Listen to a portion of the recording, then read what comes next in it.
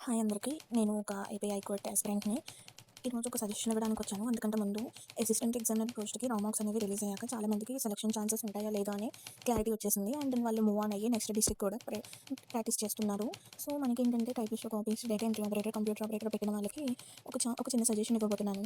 Qualifying marks వచ్చిన వాళ్ళు skill టెస్ట్‌కి ప్రాక్టీస్ ఇప్పటికే స్టార్ట్ చేసి ఉంటారు. ఇంకా స్టార్ట్ చేయకపోతే ఈ రోజే చేయండి. నా ఒపీనియన్ ప్రకారం స్పీడ్ కన్నా ఎక్యురసీ చాలా ఇంపార్టెంట్. ఎక్యురసీ మీద ఫోకస్ చేస్తే స్పీడ్ ఆటోమేటిక్‌గా పెరుగుతుంది.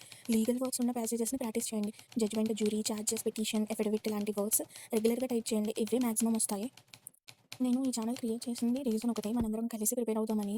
ఎందుకంటే మన మ్యాథ్స్ ఫ్రెండ్స్ కదా! సో, మనకుండే టెన్షన్ యూట్యూబ్‌లో అడ్వైస్ ఇచ్చే వాళ్ళకి అర్థం కాదు.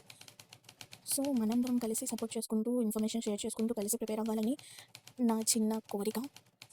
సో, అందరికీ all the best. Hard work చేయండి. షార్ట్ కట్స్ ఏం వెతకండి. అండ్ మన టార్గెట్ ఒకటే, జాబ్ కొట్టడం. అండ్ అలాగే నేను కామెంట్‌లో కొన్ని వర్డ్స్ పిన్ చేసి పెట్టాను లీగల్‌కి సంబంధించినవి.